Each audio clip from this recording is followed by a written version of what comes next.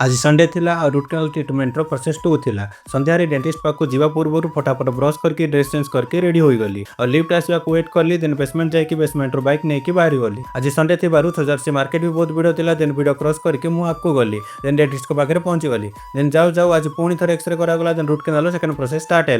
दीर्घ 45 मिनट काल दांतर ड्रिल और पेस्ट काम चली फाइनाल से कंप्लीट करके थर्ड प्रोसेस नेक्स्ट थर्सडे आसवा कहले। देन हम सेठू बाहर के आसीगलु। बाटर बहुत भिड़ था। संध्यारे किसी खाई नी। देन टी भोक लगुला भाविली चाट गुपचुप खाई जावाई। देन सेक्टर 119 सेक्टर में सेंट्रल मॉल आड़ को बाहरली और सेंट्रल मॉल आगे बादाम सब थिला। एटी मुड़ी और सब बहुत जिन मिलूला। देन गरम गरम भाजुवा बादाम से नहीं रोड से साइड चार दुकान पाखे पहुंचली। एटी बहुत टेस्टी गुपचुप और चाट मिले। जो नोइडा रोचे आसिक थे ट्राए करेंगे। आंकर लोकेशन हूँ सेंट्रल मॉल आगे ही ठेला लगे और चार दुकान में ओडिशा स्टाइल चाट और गुपचुप मिले। देन हम चाट और चोखा पापुड़ी कस्टमाइज करके प्लेट गुपचुप ऑर्डर कलु। प्लेट गुपचुप बहुत टेस्टी थिला और चाट भी बहुत टेस्टी थिला। ओडिशा रे न थाई कि भी ओडिशा स्टाइल खाଇବା एटी मिलवा बहुत बड़ कथा। देन हम पेमेंट करके घर को आसीगलु।